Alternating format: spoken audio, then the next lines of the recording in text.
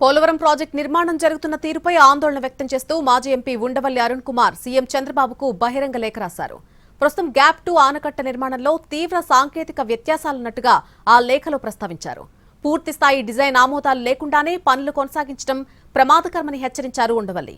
ఆనకట్ట పునాది స్థాయిలో వ్యత్యాసం ఉండడం వల్ల స్థిరత్వం దెబ్బతినే అవకాశం ఉందన్నారు ఆయన. పునాది కింద ఇసుక కోతకు గురైతే కనుక భవిష్యత్తులో వినాశకర పరిణామాలు తప్పవన్నారు.